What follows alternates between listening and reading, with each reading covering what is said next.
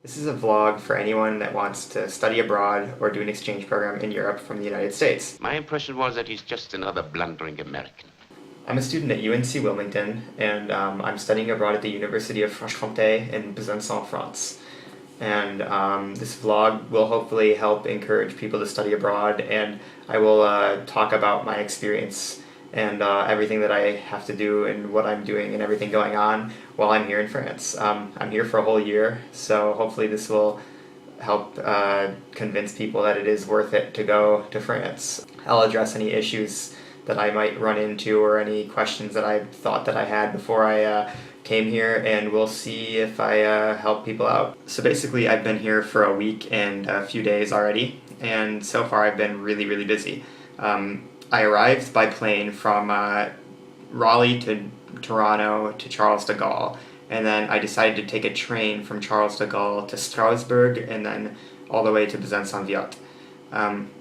Apparently, though, when I got to the airport, I had a few problems to begin with. Just do what I do when I have problems. It started immediately with my first train to Strasbourg being delayed by 2 hours. I didn't plan for this, but I left enough time at all of the other train stations because I had to make a connection in Strasbourg. I left an hour and a half of time in between the two trains to make sure that I had enough time, but of course my train is delayed longer than that, so I ended up missing my train in Strasbourg by like 10 minutes. That's not fair. That's not fair at all. There was all the time I needed. It's not fair. I just missed it. Fortunately for me, I asked around. I was pretty frantic at the airport, running around trying to figure out what to do when I found out the train was late initially. Basically, what ended up happening was I went to a couple information desks, and they just told me to go to Strasbourg and to do what I was supposed to do and ask somebody there. Supposedly, I could take a later train with the tickets that I had. I had several different people tell me different things about this, so I didn't know if I could really trust it, but I decided to go with it against my better judgment, and everything ended up working out. I got to Strasbourg, and I went to the information desk, and the gentleman there helped me. He was very friendly. He created a new itinerary there for me to get to Besançon that night. It required me to connect to 4 different trains, which was a little bit crazy, but they were all very close to each other as well.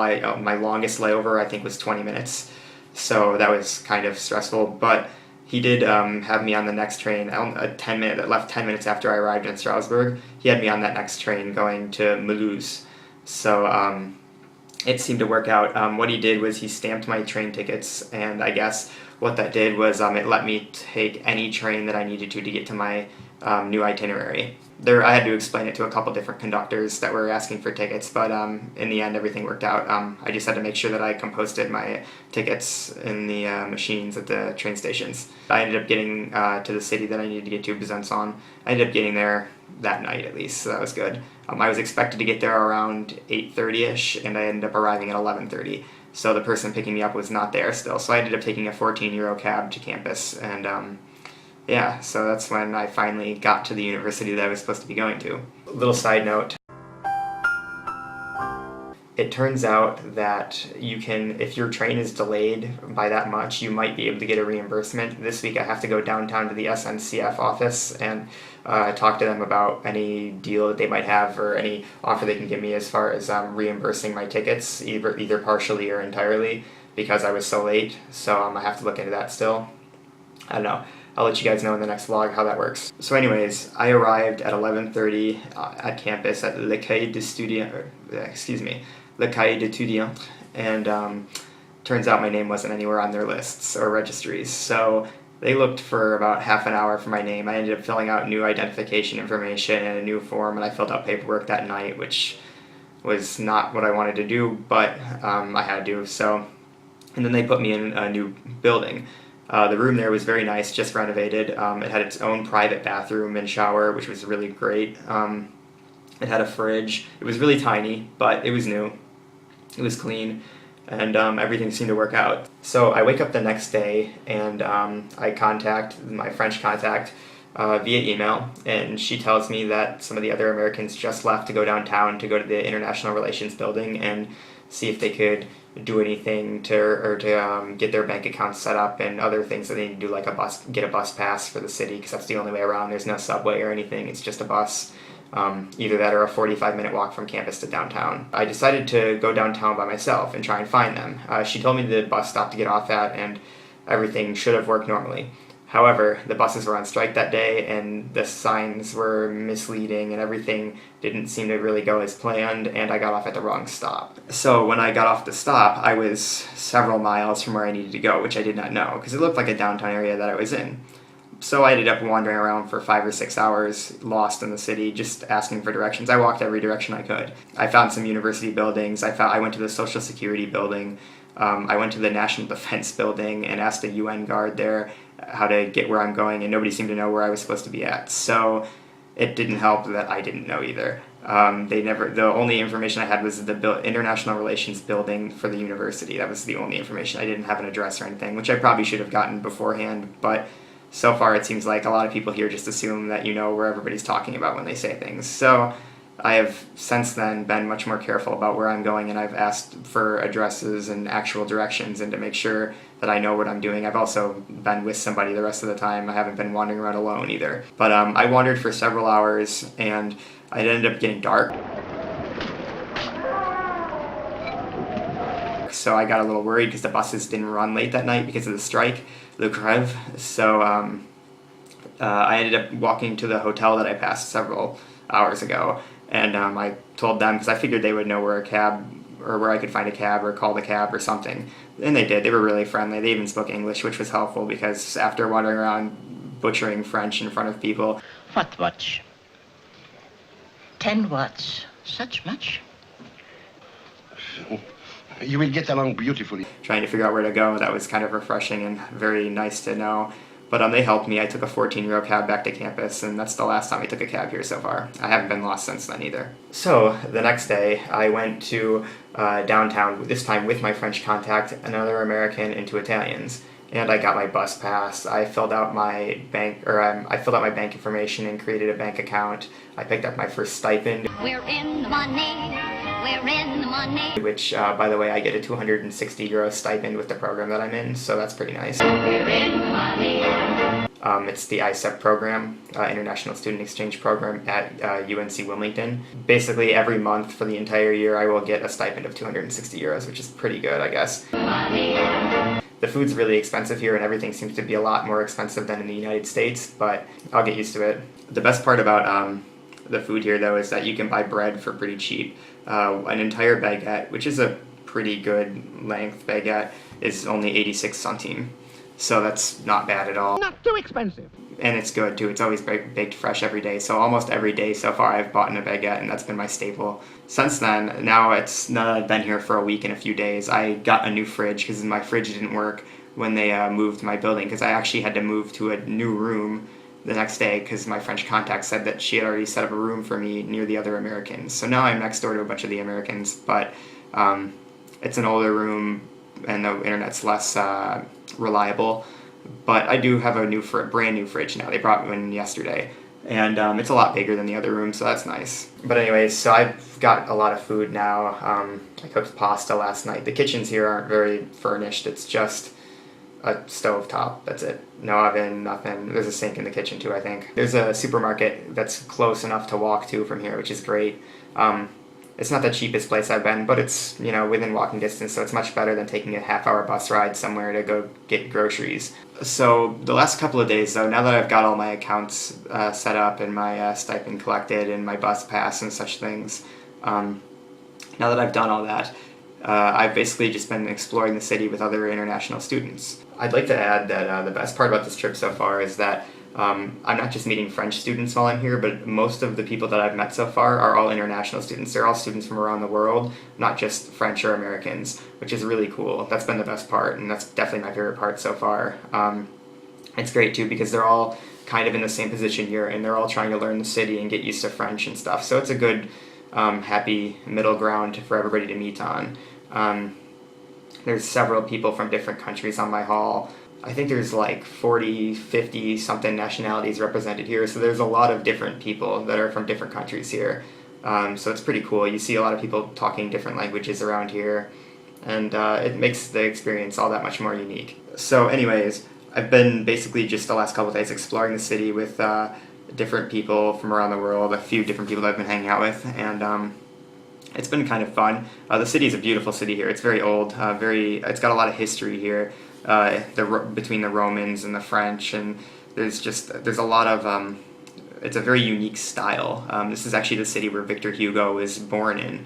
So he is the author of Les Miserables, which is very famous in the US, so you might recognize that. There's a square here.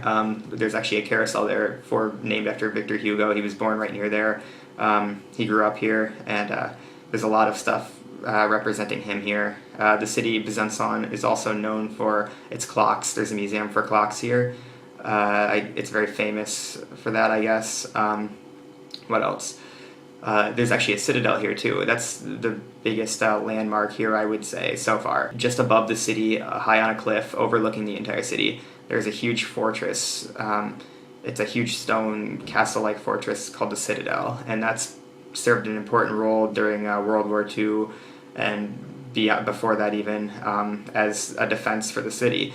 The whole city's walled in, and it's surrounded by Le Doubs, which is the river here that surrounds the entire city. Basically, the Citadel is a lot bigger than it looks in the pictures, but I spent an entire day there with an event. There was a concert going on in the field inside the Citadel, but there's an entire zoo in there. There's several museums. There's a lot to do there. It's pretty cool. You can climb up on the battlements and see the entire city pretty much from up there. I had a lot of great photos. The other day I actually went down to the Les Doubs, and we put our feet in the water, and there's actually a beach area too. I haven't found that yet, but it's supposed to be pretty nice. But there's a place called Guerdeau, which is overlooked by the Citadel, but it's right on the bank of the Les Doubs, and there's a garden there. And the water's very cold here, but it was a really peaceful place to be.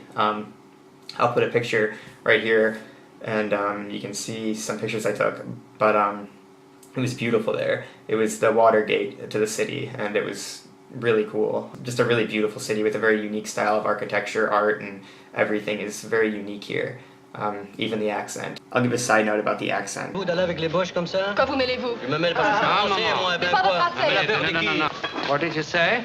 Would you kindly repeat it? The accent's pretty thick here. They drop a lot of syllables when they talk. I'm French! Why do you think I have this outrageous accent? It's kind of difficult for me to understand at times, and I'm still working on that, but once I register for classes, which will be in a couple of days, the classes, I will be taking Le Perfectionnement de Français, among other French classes that will help me learn French while I'm here, as well as a French translation class, which will help me with my written French and reading French language, so that'll be good. The university provides all that, and hopefully in the next couple of days I'll be registering for classes like that, because classes start Monday for me, I think. So it seems like they're kind of disorganized here as far as getting me the login information I need to register for classes, as well as all the other international students. We're all having the same problems, but they're working on it, I think. It's one of the first years that they've used an online system, so everybody's kind of struggling with that. And we'll see how that goes, hopefully in the next couple of days. It's been pretty rainy lately, but I guess that's typical for here. It's not really like the first couple of days I was here, it was bright, sunny, and really hot out, which was unusual. So now that it's back to rain and kind of drizzly, cold weather, I'll get used to it. Not much different than my home, but it's supposed to get very cold here during the winter. A lot of snow. I'm in the Alps, so it'll be very cold. Up on the Citadel the other day, it was pretty chilly, and that's pretty high up. So the whole city's at a very high altitude. It's like several thousand feet above sea level. So I've also noticed that walking around the city, like getting used. I go to school at Wilmington, which is at sea level, and here you can get out of breath a little bit quicker because you're so high up. So that is something that I noticed. Kind of interesting. This hasn't been really a problem. It's just a little tidbit of information. Who do you know so much about swallows? The buses here have been pretty consistent so far. They've been on strike twice already in the 1 week that I've been here, which is a lot apparently for around here. The locals are saying that it's not usually that often, but they've been on strike quite a bit. Like I said, the first day, which was why I got lost, and that was miserable. But they were also on strike the other night when they had the school threw us, all the international students, a welcome party at the Le Bar de Lou, which is the university bar downtown, but the buses didn't run. So they tend to pick nights that are popular, busy nights for students to go out, and then they strike then to make the biggest impact. So that's kind of annoying. But everybody that I've met so far has said get used to it because it's Europe and that's what it's like.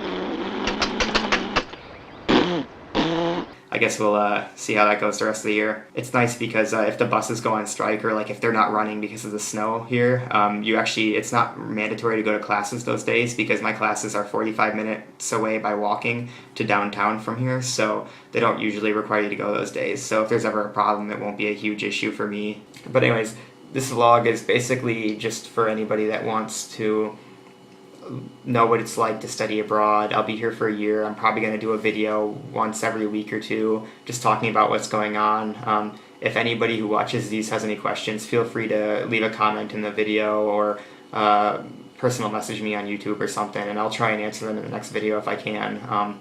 Again, I've only been here a week so far, so hopefully these will get a lot better later on and a lot more organized, probably a little bit shorter now that I've kind of given you the background information about me. And we'll see how things go. Hopefully you guys will keep watching, and this will be interesting for both you and I.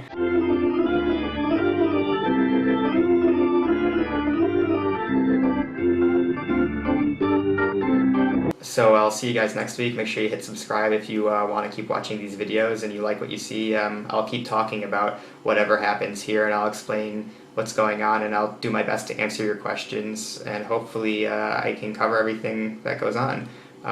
Thanks for watching again, and I'll see you guys.